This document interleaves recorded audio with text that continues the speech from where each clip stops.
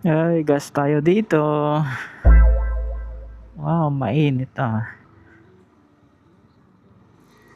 Ah, 1 bar na tayo. Oh, mas mura yung gas nila dito. Nasa 71 pesos. Boss, may ano kayo? Petron card? Value card? Full tank? Ay, ito po. Reset ulit natin ang ating trip meter. Wow, itsura natin sa salamin. Every time na nag-intro tayo ng video, hindi nawawala yung pagpapagas natin. Parang nasanay na kasi tayo na every lakad natin nagpo-full tank tayo. Okay, 0-0 yung ating trip meter.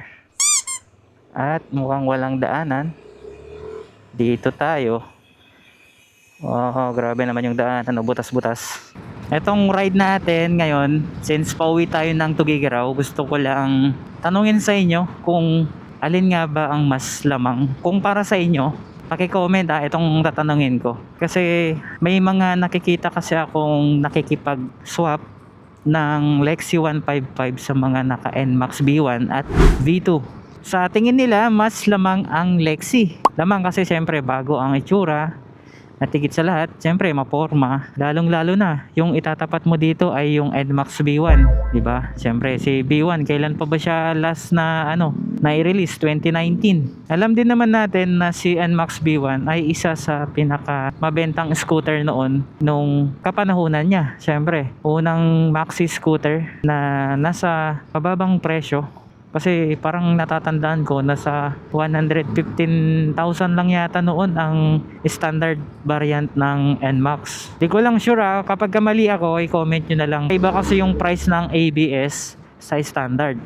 So kapag ka ABS NMAX B1 mas mahal. So ngayon, etong ating Lexi naman, ito din yung kauna-unahang nirelease ni Yamaha na upgraded na yung engine. So bakit ko sinabing upgraded? Kasi instead na NMAX B1 ang gagamitin niyang engine ay ginamit niya na ang kaparehas na engine ng latest version niya. Katulad ng NMAX B3, same engine lang.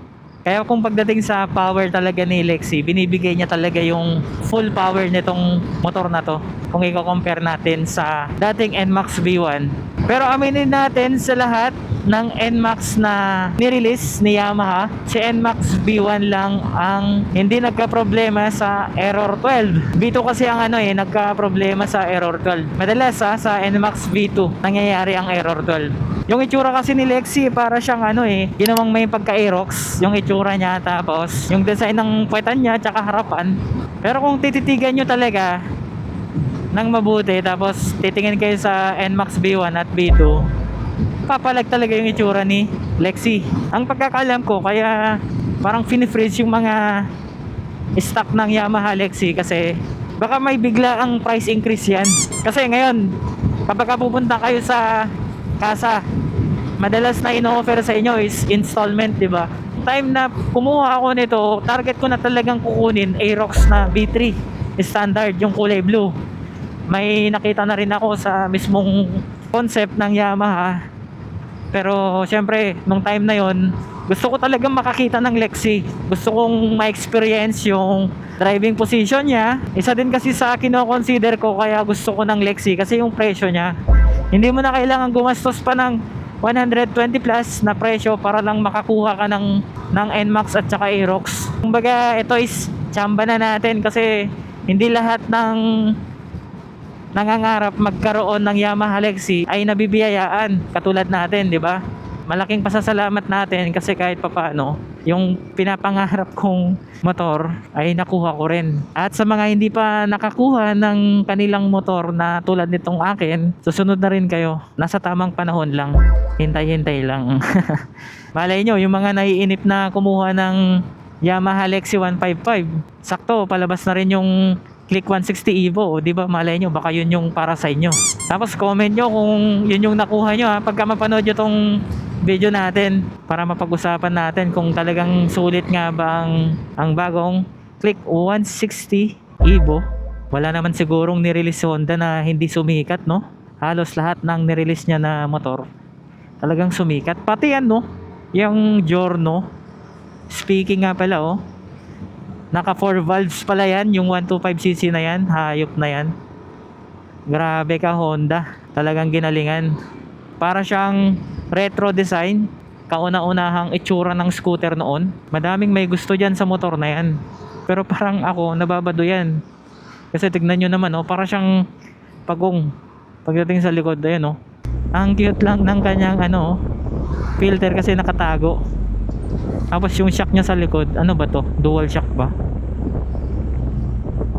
Single shock lang din siya. Para siyang ano, Honda Click. Halos magkapresyo lang sila nitong Yamaha Lexi. Nasa 90 plus din yung price niyan eh. Pero para sa akin kapag ka chill ride, sabi nila mas okay daw ang Yamaha Lexi. Kasi yun kasi medyo may pagka-aggressive din yung ano niya eh, riding position niya. Depende na lang siguro yan sa gagamit, no? Sa mga nanonood ngayon, sino yung mga user dito ng Giorno? Pwedeng paki-comment naman kung ano yung naging experience nyo nang malaman natin kung papalag ba yung ano dyan, Click 160. O lista ka. Gagi, ang layo niya na oh.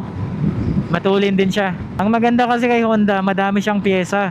Pero dapat kapag maglagay kayo ng pyesa, dapat yung ano, original na. Huwag kayo maglagay ng ibang aftermarket na hindi tatak Honda.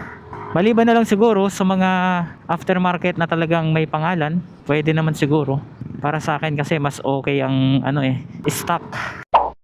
Ayun nga, nasa 3.2 na pala. Patagalin ko pa siguro kahit maka 5k siguro. Pero makaipon-ipon na ako dun kapag nag 4k to 5k na yung odo niya.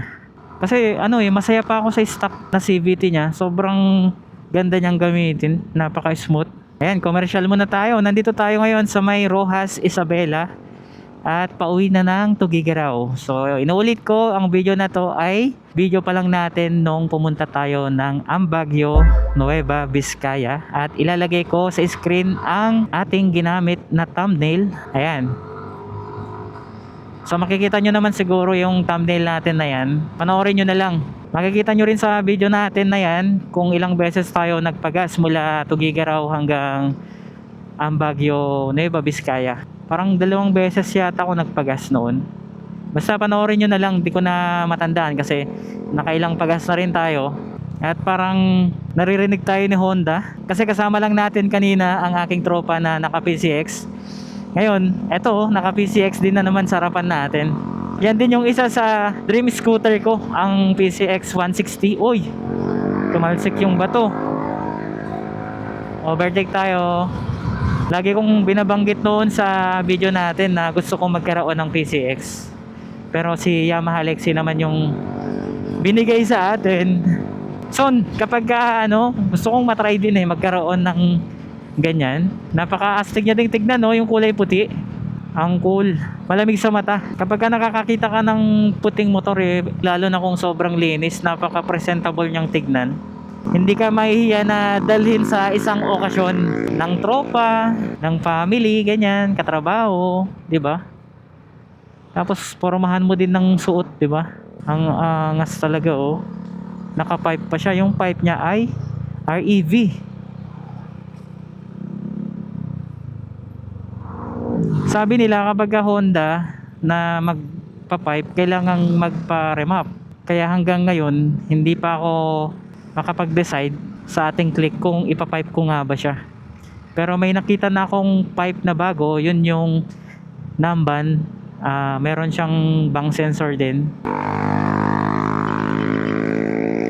Ito pa, natatawa ako kasi may mga nakikita tayong nagpa-post sa group ng Yamaha. Hindi ko lang alam kung bakit sila galit na galit dito sa motor na to. Lagi nilang sinasabi na parang balyena daw yung itsura niya, tapos napakaliit ng tangke. Tapos sinisimulan nila sa group, nag-aaway-aaway. Hindi mo na alam kung sino ang tama sa kanila o sila na ang may tama talaga.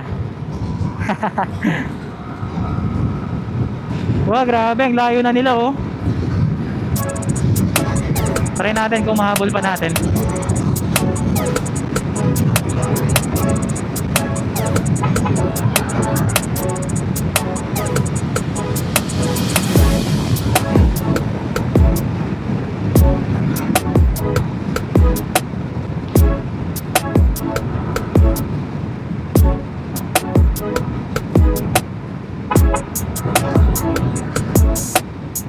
Yan oh.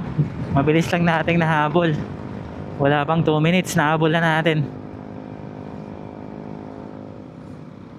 Ito naman yung Flash R175 yata. Rossi Flash 150 pala. Ito sabayan natin tong ano, naka PCX kasi masarap sa ears yung kanyang pipe. Ayun, sumusulpot din. Bakit puro Honda yung nakikita natin? Parang lahat ng dumadaan ngayon na nakikita natin, ano, tatak Honda.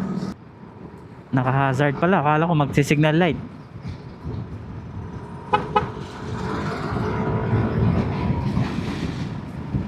Update ko na lang kayo sa mga susunod na araw kung kailan natin umpisahan yung ating pag-CVT cleaning dito sa ating motor. Kasi naka 3,000 na rin siya ng Odo. Abangan nyo na lang sa mga susunod na upload natin. Baka yun yung next na gagawin natin dito. Kailangan muna natin mag-preventive maintenance sa kanya. Para ma-check natin yung kanyang bola, spring, tapos lining, pati na rin yung kanyang bell at belt. Ayan. Okay, bago ko i-end ang ating video, tatanungin ko ulit kayo, sino ang mas lamang sa paningin nyo? NMAX V1 or V2 versus Yamaha Lexi 155? Sa mga hindi pa nakasubscribe sa ating YouTube channel, please subscribe and don't forget to hit the notification bell para lagi kayong updated sa ating latest videos. Once again guys, this is Boss Phantom Speed. Ride safe and God bless.